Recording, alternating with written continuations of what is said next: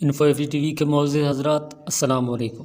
آج ہم آپ کے لیے لا رہے ہیں ایک نئی کہانی، اور یہ کہانی ہے خیر الدین باربروسا کی۔ خیر الدین باربروسا بھی تاریخ کا ایک ایسا ہی کردار ہے۔ چھوٹے سے ایک جزیرے میں مٹی کے برتن بنانے والا خیر الدین باربروسا اپنی محنت، جفا کشی، جرت مندی اور سرفروشی سے ترکی کا امیر البحر بن گیا۔ اس نے اسپین، اٹلی، وینس، مالٹا اور دیگر کئی ممالک کے بحری بیڑوں اور جہازوں کو سمندر کے اندر تباہ و برباد کر دیا۔ اپنی جرت مندی سے اس نے بحیرہ روم کو ایک طرح سے یورپی ممالک کے لیے ممنوعہ علاقہ قرار دے دیا تھا۔ پورے یورپ پر اس کی ایسی دہشت تھی کہ یورپی بحری بیڑوں میں جو ملاح بھرتی کیے جاتے وہ اس شرط پر بھرتی ہوتے تھے کہ انہیں باربروسا سے لڑنے کے لیے نہیں کہا جائے گا۔ خیر الدین باربروسا اسلامی تاریخ کا ایک بے مثال کردار اور عالم اسلام کا ایک بے نظیر امیر البحر تھا۔ اندلس کے جنوبی حصے البشارات کے کوہستانی سلسلے شلیر کی ایک چوٹی پر ڈھلتی ہوئی عمر کا ایک شخص اپنے ہاتھ میں چھڑی لیے ایک بڑی سی چٹان پر بیٹھا ہوا تھا۔ وہ شاید چرواہا تھا، اس لیے کہ کوہستانی سلسلے کی اس چوٹی کے نیچے بھیڑ بکریوں کی صورت میں اس کا ایک خاصا بڑا ریوڑ چل رہا تھا۔ اس بوڑھے کی نگاہیں بار بار کوہستانی سلسلے شلیر کے چھوٹے سے دریائے فردیش کے کنارے راہبوں کے لیے بنی ہوئی خانقاہوں کی طرف اٹھ جاتی تھی۔ پھر وہ بڑے مایوسانہ سے انداز میں ادھر ادھر دیکھنے لگتا تھا، شاید اسے بڑی بے چینی سے کسی کا انصار تھا۔ البشارات عربی کا لفظ ہے جس کے معنی ایسی زمین کے ہیں جہاں گھاس کثرت سے پیدا ہوتی ہے۔ غرناطہ شہر کے جنوب میں ساحل سمندر تک جس قدر گھاٹیاں شمال سے جنوب تک ساحل تک چلی گئی ہیں، اندلس میں اس سے زیادہ کوئی خوش منظر علاقہ نہ تھا۔ اس میں ہر قسم کے میوہ جات، خاص طور پر انگور، نارنج، لیمو، انجیر بہت عمدہ اور کثرت سے ہوا کرتے تھے۔ یہاں کے مسلمان باشندے بڑے جنگجو اور دلیر تھے، کسی سے دب کر رہنا ان کے لیے ناممکن تھا۔ یہ وہ دور تھا جب مسلمانوں کی آخری سلطنت غرناطہ کا خاتمہ ہو چکا تھا اور آخری مسلمان حکمران عبداللہ اندلس سے نکل کر افریقہ جا چکا تھا۔ اسپین کے نصرانی حکمران مسلمانوں پر ظلم اور جبر کرتے ہوئے انہیں زبردستی نصرانی بنانے کی کوشش کر رہے تھے۔ مسلمانوں کی بدقسمتی، جب مسلمان اسپین پر حملہ آور ہوئے، یورپ والے انہیں مورس کے نام سے پکارتے تھے، اور جب اسپین میں مسلمانوں کی حکومت ختم ہو گئی تب اسپین کے حکمرانوں نے مسلمانوں کو زبردستی عیسائی بنانا شروع کیا، اور جو لوگ عیسائی بنا لیے جاتے انہیں حقارتاً مارس کوز کہہ کر پکارا جانے لگا تھا۔ جن مسلمانوں کو زبردستی نصرانی بنا لیا جاتا تھا وہ کلیساؤں میں ضرور جاتے تھے، لیکن گھر آ کر دروازے بند کر کے 5 وقت کی نماز بھی پڑھتے تھے، اس لیے کہ اپنی جانوں اور اپنے ناموس کو بچانے کے لیے بظاہر انہوں نے نصرانیت قبول کر لی تھی، لیکن باطن میں وہ اپنے دین سے منسلک رہے۔ گو نصرانیوں اور ان کے حکمرانوں کو مطمئن کرنے کے لیے وہ کلیساؤں میں شادی کرتے تھے، لیکن گھر جا کر بڑی رازداری کے ساتھ اسلامی رسومات کے مطابق اپنے نکاح کا بھی اہتمام کر لیتے تھے۔ البشارات کے علاوہ جہاں کہیں بھی مسلمان تھے انہیں مجبور کیا جا رہا تھا کہ وہ ہر صورت میں نصرانیت قبول کریں۔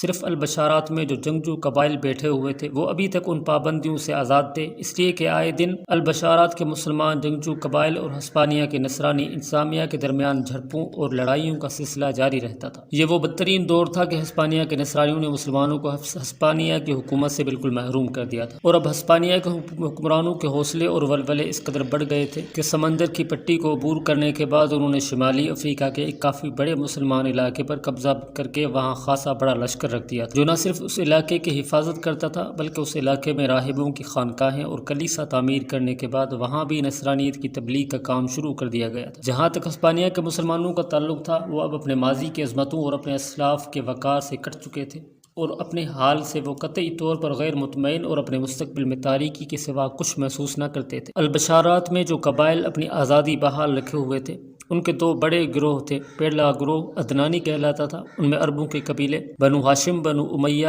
بنی مخزوم، بنی فہر، بنی کنانہ، بنی حذیل، بنی تمیم، بنی ثقیف اور بنی ربیعہ شامل تھے۔ دوسرا گروہ جو زیادہ طاقتور تھا ان میں بنی ازدینی، خزرج، بنی اوس، بنی ہمدان، بنی تے، بنی مراد، بنی مرہ، بنی خولان، بنی لہم، بنی جزام، بنی کندہ، بنی حمیر، بنی کفاء، بنی حوازن اور بنی کلب وغیرہ شامل تھے۔ کہتانیوں میں زیادہ تعداد بنی اوس و خزرج کی تھی جو انصار کہلاتے تھے، جنہوں نے مدینہ منورہ میں حضور صلی اللہ علیہ وسلم کی مدد کی تھی۔ یہ لوگ کثرت سے اپنے وطن کو خیر باد کہہ کر اندلس میں آباد ہو گئے تھے کہ خاص مدینہ میں تقریباً ان کا کوئی آدمی نہ رہا تھا۔ ان دنوں کہتان قبیلے کے سردار کا نام کعب بن عامر اور عدنانی قبائل کا نام سعد بن سلامہ تھا۔ کہتانوں میں زیادہ تعداد بنی اوس و خزرج کی تھی جو انصار کہلاتے تھے، جنہوں نے مدینہ منورہ میں حضور صلی اللہ علیہ وسلم کی مدد کی تھی۔ کہتانی سردار کعب بن عامر کا ایک بیٹا مغیرہ بن کعب، 2 بیٹیاں نابیل اور معاذ تھی، جبکہ عدنانی قبائل کے سردار سعد بن سلامہ کی صرف ایک ہی بیٹی تھی جس کا نام نبیرہ تھا۔ بہرحال یہ جنگجو قبائل اکثر و بیشتر ہسپانوی حکومت سے اپنی آزادی برقرار رکھنے کے لیے برسر پیکار رہتے تھے۔ اندلس میں یہ مسلمانوں کے لیے انتہا درجے کا برا اور بدترین دور تھا۔ جبل شلیر کی چوٹی کے اوپر جو چرواہا بیٹھا ہوا تھا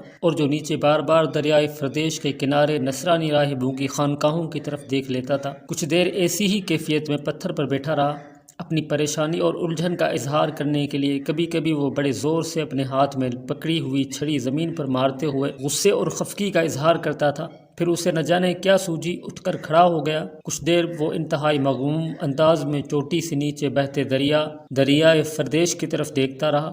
اس کے بعد وہ انتہائی دکھ اور کرب میں اپنے جذبات کا اظہار کرتے ہوئے زمزمہ سراہ ہوا تھا۔ جو نغمہ وہ الاپ رہا تھا اس کا مفہوم کچھ اس طرح تھا: تمام ہوں گے میرے خدا یہ امتحان کیسے، سلگ رہے ہیں ہمارا کوئی خدا نہ ہو جیسے، بجھ رہے ہیں حریم قلب میں سلامتی کے چراغ، کوئی سحر ہمارے منظر میں نہ ہو جیسے، روز بنتے ہیں بگڑتے ہیں بکھر جاتے ہیں، محروم کوئی آب بخت سے حناب ہو جیسے۔ یہاں تک کہ گانے کے بعد اس چرواہے کی محفیت جاتی رہی، اس لیے کہ اس کی پشت کی جانب سے دو انتہائی نو عمر اور نوخیز لڑکیاں گھوڑوں کو دوڑاتی ہوئی آئی تھیں۔ ایک سیاہ فام حبشی بھی گھوڑے پر سوار ان کی نگرانی کر رہا تھا، شاید وہ ان کا کوئی غلام تھا۔ کوہستانی سلسلے کے اوپر آ کر دونوں لڑکیوں نے اپنے گھوڑوں کو روک دیا، نیچے اتری، ان کی طرف دیکھتے ہوئے سیاہ فام حبشی بھی اپنے گھوڑے سے اتر گیا اور تینوں گھوڑوں کی باگیں پکڑ کر کھڑا ہو گیا تھا۔ دونوں لڑکیاں انتہا درجے کی خوبصورت اور پرجمال تھیں، دونوں شکل و شباہت میں ایک دوسرے سے کافی ملتی تھیں، لیکن چھوٹی لڑکی حسن و جاذبیت میں زیادہ اہمیت رکھتی تھی۔ چھوٹی لڑکی چرواہے کے قریب گئی اور بڑے احترام میں اسے کہنے لگی: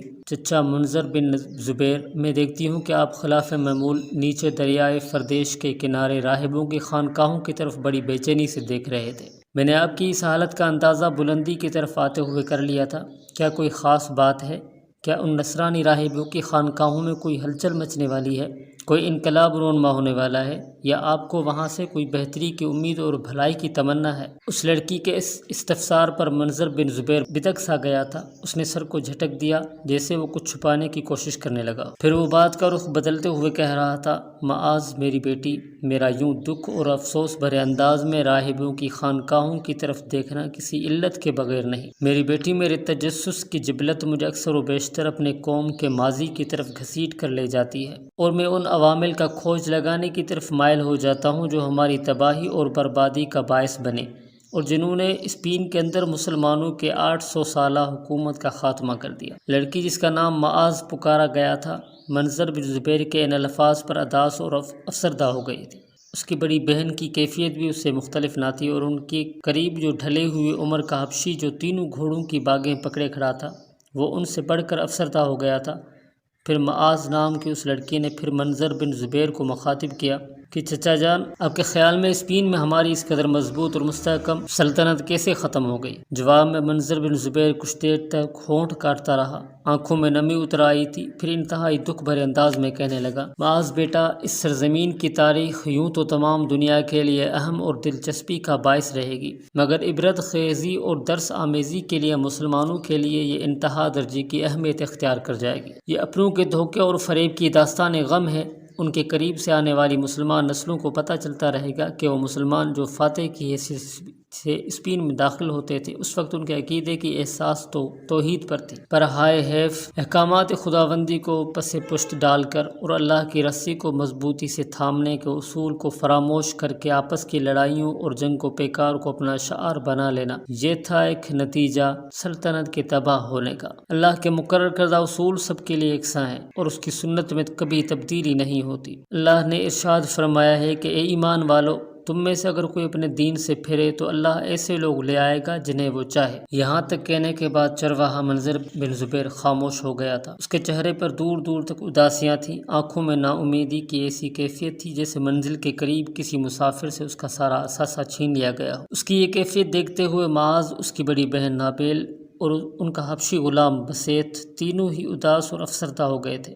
پھر ان تینوں نے دیکھا منظر بن زبیر نیچے راہبوں کی خانقاہوں کی طرف دیکھتے ہوئے چونک پڑا تھا، اس لیے کہ ان خانقاہوں میں سے ایک کے اندر سے دو راہب نکلے تھے، ایک خوب جوان، دوسرا ابھی نو عمر لڑکا سا تھا، دونوں ہی ایک جیسا راہبانہ لباس پہنے ہوئے تھے۔ معاذ نے شاید منظر بن زبیر کی اس کیفیت کو بھانپ لیا تھا، لہٰذا اپنی بڑی بہن کو اشارہ کرتے ہوئے اس نے گھوڑے کو اینٹ لگا دی تھی۔ اس کی طرف دیکھتے ہوئے اس کی بڑی بہن نابیل اور بسیط دونوں اپنے گھوڑوں کو اینٹ لگا چکے تھے۔ تھوڑی ہی دور جا کر معاذ اپنے گھوڑے سے اتر کر ایک چٹان کی اوٹ میں بیٹھ گئی تھی۔ اس کی یہ کیفیت دیکھتے ہوئے اس کی بہن نابیل سوالیہ سے انداز میں اس کی طرف دیکھنے لگی۔ جواب میں معاذ نے پہلے اپنے ہونٹوں پر انگلی رکھتے ہوئے اسے چپ رہنے کا اشارہ کیا، اس کے بعد اسے دوسرا اشارہ دیا کہ وہ اس کے ساتھ چٹان کی اوٹ میں بیٹھ جائے۔ اس پر نابیل اپنے گھوڑے سے اتر کر معاذ کے قریب ہو بیٹھی۔ بساط بھی گھوڑے سے اتر گیا تھا اور تینوں گھوڑوں کو وہ پکڑ کر ایک طرف کھڑا ہو گیا۔ کوہستانی سلسلے کے نیچے دریائے فردیش کے کنارے بنے راہبوں کی خانقاہوں سے جو دو راہب نکلے تھے وہ بڑی تیزی سے کوہستانی سلسلے کے قریب آئے تھے۔ ان میں سے ایک خوب توانا تھا اور دوسرا نوعمر مگر گھٹے ہوئے جسم کا تھا۔ دونوں راہب کوہستانی سلسلے کے اوپر چرواہے منظر بن زبیر کے پاس آئے۔ اس سے باری باری دونوں نے پرجوش مصافحہ کیا۔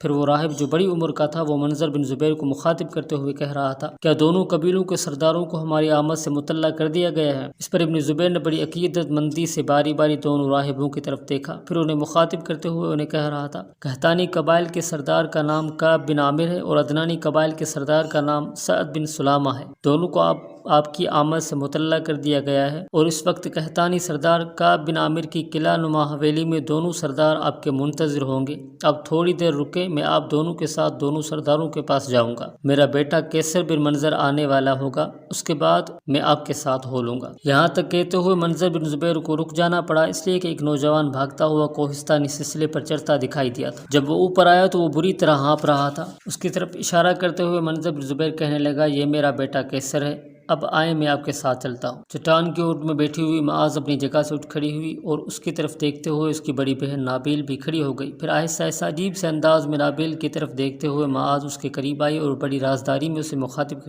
کر کے کہنے لگی، میری بہن مجھے حالات کچھ تشویقناک دکھائی دے رہے ہیں۔ یہ جو دو راہب اپنی خانقاہوں سے نکل کر منظر بن زبیر کے پاس آئے، پھر ابن زبیر کے بیٹے کے آنے کے بعد وہ اس کے ساتھ ہماری بستی کی طرف ہو لیے ہیں، تو میں سمجھتی ہوں کہ کسی کی خیر نہیں۔ یہ راہب ضرور کسی پر جھوٹا الزام لگائیں گے اور پھر اسے پکڑوا کر راہبوں کی احتسابی عدالت سے اذیتناک سزا دلوائیں گے۔ آج کل ان کا کام یہی ہے اور یہ کام کرتے ہوئے سارے راہب خوشی محسوس کرتے ہیں۔ تھوڑی ہی دیر بعد منظر بن زبیر دونوں راہبوں کو لے کر قحطانی قبیلے کے سردار کعب بن عامر کی قلعہ نما حویلی کے سامنے نمودار ہوا۔ صدر دروازے کے قریب چند مسلح جوان کھڑے تھے۔ منظر بن زبیر نے ان میں سے ایک کو مخاطب کیا، کیا دونوں سردار اس وقت اندر ہی ہیں؟ جسے مخاطب کیا گیا تھا وہ بڑے غور سے ابن زبیر کی طرف دیکھتے ہوئے کہنے لگا، بستی کا ایک شخص بیمار ہے، دونوں سردار اس کی تیمارداری کے لیے گئے، آپ سے متعلق وہ ہمیں بتا کر گئے ہیں، آپ کے ساتھ جو دو مہمان ہیں انہیں مہمان خانے میں بٹھائیں، دونوں سردار جلد ہی لوٹ آئیں گے۔ دونوں راہبوں کو لے کر منظر بن زبیر اندر داخل ہوا، دونوں کو مہمان خانے میں بٹھایا، پھر کہنے لگا، آپ دونوں ذرا بیٹھے، میں دونوں سرداروں کا پتہ کرتا ہوں، وہ کسی بیمار کی تیمارداری کے لیے گئے ہیں۔ اس کے ساتھ ہی وہ کمرے سے نکل گیا تھا۔ اس قلعہ نما حویلی کے صدر دروازے پر جو مسلح جوان کھڑے تھے، ابن زبیر ان کے قریب آ کر کھڑا ہوا اور ان سے کسی موضوع پر گفتگو کرنے لگا تھا۔ تھوڑی دیر بعد وہ چونکا اس لیے کہ دائیں جانب سے قحطانی قبیلے کا سردار کعب بن عامر اور عدنانی قبیلے کا سردار سعد بن سلامہ دونوں آتے دکھائی دیے تھے۔ قریب آ کر دونوں خشکن انداز میں منظر بن زبیر سے ملے، پھر کعب بن عامر نے رازدارانہ سے انداز میں اسے مخاطب کیا، کہا، کیا جن دونوں مہمانوں نے آنا تھا وہ آ چکے ہیں؟ ابن زبیر مسکرایا، کہنے لگا، سردار آپ کا اندازہ درست ہے، میں انہیں لے آیا ہوں اور اس وقت وہ مہمان خانے میں بیٹھے بڑی بے چینی سے آپ کی آمد کے منتظر ہیں۔ جواب میں کعب بن عامر نے چرواہے بن زبیر کا ہاتھ اپنے ہاتھ میں لیا اور کہنے لگا، تم ذرا میرے ساتھ آؤ، میں اور سعد بن سلامہ پسند کریں گے کہ پہلے تم ہمیں ان سے متعلق کچھ تفصیل کہو، اس کے بعد میں ان دونوں سے ملنا پسند کروں گا۔ منظر بن زبیر ان دونوں کو بتانے لگا، آپ دونوں سردار یہ تو جانتے ہیں کہ دریائے فردیش کے کنارے جو راہبوں کی خانقاہیں بنی ہیں، ان کے اندر جو راہب رہتے ہیں وہ نصرانی نہیں بلکہ مسلمان ہیں، اور یہاں کے راہب جب کسی مسلمان پر جھوٹا الزام لگا کر انہیں راہبوں کے احتسابی عدالت کے سامنے پیش کرتے ہیں تو انہی خانقاہوں کے راہب جو اصل میں مسلمان ہیں بظاہر نصرانی بنے ہوئے ہیں حرکت میں آتے ہیں اور کسی نہ کسی طرح ان مسلمانوں کو جن پر جھوٹا الزام لگا کر اذیت خانوں کی طرف روانہ کیا جانا ہوتا ہے چھڑا لیتے ہیں۔ اب جو جوان میرے ساتھ آئے ہیں ان میں سے ایک کا نام بطروش ہے، وہ دریائے فردیش کے کنارے کی خانقاہوں میں پہلے سے رہنے والا ہے۔ دوسرا ابھی یوں جانو نوجوان ہے لیکن بہت تیز اور ہوشیار ہے، اس کا نام حسن کرسو ہے۔ ہسپانیہ کا رہنے والا ہے، لیکن ہسپانیہ کو چھوڑ کر خیر الدین باربروسا کے انتہائی اہم اور قابل اعتماد ساتھیوں میں شامل ہو چکا ہے۔ حتیٰ کہ اس کی عمر چھوٹی ہے لیکن کام وہ بڑے بڑے کرتا ہے۔ تلوار چلانے کا ماہر، بہترین ملاح، عمدہ قسم کا تیراک ہے، ہسپانیہ کا رہنے والا ہے۔ چند ماہ پہلے جب غرناطہ کے مسلمانوں پر عام حلہ بول دیا گیا تھا اور مسلمانوں کی کتابوں کو جمع کر کے آگ لگا دی گئی تھی، تب یہ لوگ غرناطہ سے بھاگ آئے۔ اس وقت بہت سے لوگوں نے غرناطہ چھوڑا تھا۔ اس بھاگ دوڑ میں اس کی ماں اور بہن اس سے بچھڑ گئیں۔ باپ اس کا پہلے ہی حملہ آوروں کے ہاتھوں مارا جا چکا تھا، صرف یہ اپنے دادا کو بچا کر البشارات کی طرف لا سکا۔ یہ لڑکا جس کا نام میں نے حسن کرسو بتایا ہے، اپنے دادا کو یہاں سے نکال لے جانا چاہتا ہے، لیکن وہ کہتا ہے کہ جب تک اس کی بہو، اس کی پوتی نہیں ملتی اس وقت تک نہیں جائے گا۔ کچھ عرصے تک یہ اپنی ماں اور بہن کو یہاں تلاش کرتا رہا۔ جب اسے ناکامی ہوئی تو پھر دادا کو بتائے بغیر یہ یہاں سے بھاگا اور خیر الدین باربروسا کے ساتھیوں میں جا شامل ہوا۔ اب پھر اندلس کے سرزمینوں میں داخل ہوا۔ یہاں آ کر اس نے راہب کا بھیس بدلا اور راہب ہی کے بھیس میں یہ غرناطہ اور بہت سے دوسرے شہروں سے گھوم پھر کر آیا ہے۔ لمحے بھر کے لیے منظر بن زبیر رکا، اس کے بعد وہ اپنا سلسلہ کلام آگے بڑھا رہا تھا۔ میں آپ پر یہ بھی انکشاف کروں کہ اس نوجوان کا اندلس کے اندر بڑا احترام اور اس کی بڑی عزت کی جاتی ہے۔ اس کی ایک خاص وجہ یہ ہے کہ آپ جانتے ہیں کہ ہسپانیہ کی نصرانی حکومت نے ہسپانیہ سے نکل کر افریقہ کا ایک خاصا بڑا حصہ بھی مسلمانوں سے چھین لیا ہے اور وہاں انہوں نے اپنی حکومت قائم کر رکھی ہے۔ وہاں ان کا ایک سالار گوتمبو ہے، وہ بھی وہاں مسلمانوں پر مظالم روا رکھے ہوتا ہے۔ افریقہ میں جو نصرانیوں کا ایک بڑا بشپ تھا، وہ وہاں سارے کلیساؤں کا نگران اعلیٰ تھا۔ نام اس کا تھا اورلیوس۔ اس کا ایک بیٹا تھا، اورلیوس کو کسی نے قتل کر دیا اور اورلیوس اور اس کا بیٹا چونکہ راہبانہ زندگی بسر کرتے تھے، اس لیے عام لوگ ان سے واقف نہیں تھے۔ کچھ لوگوں نے اورلیوس کے بیٹے کو بھی قتل کر دیا، اس کا نام لسانکو تھا۔ ان سرزمینوں میں داخل ہونے کے بعد اندلس میں حسن کرسو نام کے اس نوجوان نے اپنے آپ کو لسانکو ہی ظاہر کیا ہے۔ وہ راہب جس کا نام اورلیوس تھا، چونکہ افریقہ کے علاوہ ہسپانیہ میں بھی اسے عزت کی نگاہ سے دیکھا جاتا تھا، لہٰذا اس کے بیٹے کی بھی بڑی قدردانی کی گئی۔ ہسپانیہ میں داخل ہونے کے بعد یہ مختلف کلیساؤں میں گیا، راہبوں کی خانقاہوں کا دورہ کیا، ہر جگہ اس کی بڑی عزت کی گئی۔ مزید انفارمیٹیو ویڈیوز دیکھنے کے لیے ہمارے چینل کو سبسکرائب کر کے بیل آئیکن ضرور پریس کیجیے گا۔ ملیں گے بہت جلد ایک نیو ویڈیو کے ساتھ، تب تک اپنا بہت سا خیال رکھیے گا اور اپنے اس چینل کا بھی۔ خدا حافظ۔